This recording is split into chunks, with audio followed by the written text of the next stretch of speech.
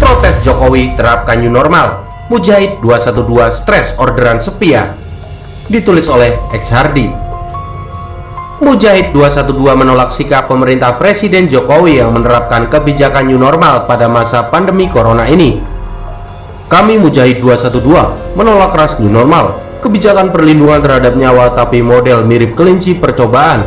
Nyawa manusia anak bangsa dianggap apa? Selembar daun kering, kata Ketua Mujahid 212 Damai Hari Lubis. Beberapa waktu lalu, ada satu orang, lebih tepatnya mantan pegawai Pizza Hut, kesal dengan sebutan kadrun yang dialamatkan kepada para pengkritik Jokowi.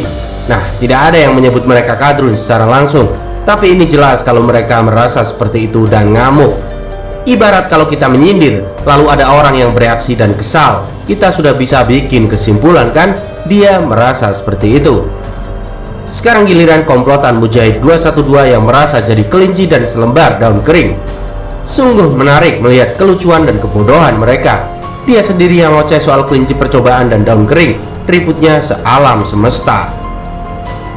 Lubis mengatakan kebijakan pemerintah menerapkan new normal di tengah pandemi sama sekali tidak menghargai nyawa masyarakat Indonesia. Model yang ingin dicanangkan Presiden Jokowi dengan new normal maka hampir sama dengan pemerintahan Jokowi tidak menghargai nyawa manusia bangsanya sendiri, katanya. Untuk itu, dia meminta kepada Dewan Perwakilan Rakyat semestinya segera panggil sesuai kewenangan lembaga. Bila nyata new normal oleh DPR RI melawan dan bertentangan dengan Konstitusi Dasar UUD 45 dan konstitusi-konstitusi lainnya, maka halal mengimpeachnya, katanya. Makzul lagi, Makzul lagi. Sesekali Pakzul aja, kenapa sih? Cinta amat sama Makzul. Kalau cinta, ya dilamar aja. Kalau tidak ada duit, ke laut aja. Makin jelas kalau mereka ini kepingin banget Jokowi lengser. Jadi kalau ada isu apapun, ujung-ujungnya pasti akan menyerempet pemakzulan presiden.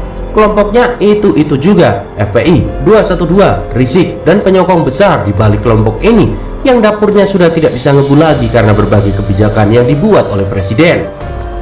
Lubis berkata apabila pemerintah tetap menerapkan new normal, maka dia meminta kepada masyarakat agar tidak pergi ke tempat pusat perbelanjaan atau mall. Satu lagi, mereka ini aneh memang. Dikasih PSBB, mereka teriak rakyat dibuat susah cari makan. Dikasih new normal, mereka teriak pemerintah meremehkan pandemi. New normal ditolak karena alasan dapat membahayakan nyawa banyak orang. Banyak orang bisa terinfeksi secara masif. Tapi bagaimana dengan rumah ibadah? Banyak klaster corona datang dari tempat ini. Tidak ada yang protes rumah ibadah dibuka beberapa waktu lalu meski skala pandemi masih besar. Bahkan sebelum itu, banyak yang ngamuk sampai memaksa membuka gembok gerbang atau memanjat pagar agar bisa masuk dan beribadah. Bahkan ada narasi-narasi pemerintah sengaja menutup rumah ibadah. Tidak simpan uang di bank asing dan asing, cukup di bank pemerintah milik negara, katanya lagi. Gerombolan yang begitu mendengar kata asing dan asing, telinganya pasti sakit dan kepalanya pusing. Tapi kalau mendengar kata khilafah, rasanya mereka ini jadi jinak dan tidak pernah rewel. Padahal banyak produk yang mereka pakai pasti buatan asing dan asing, bukan? Kalau mereka konsisten dengan kebencian mereka selama ini, mereka ini mirip manusia purba. Tidak pakai barang apapun yang made by asing dan asing. Produk dan inovasi apa yang telah mereka buat? Tidak ada. Palingan hanya pintar jualan janji surga yang cocok untuk mereka yang bangga dibodohi.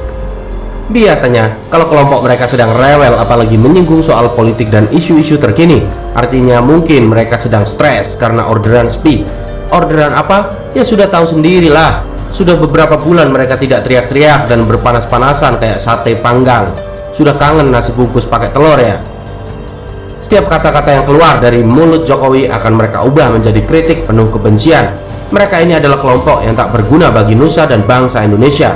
Sangat bersyukur kalau mereka minggat dan transmigrasi ke Arab Saudi saja seperti Rizik yang tidak punya nyali komentari pemerintahan Arab Saudi.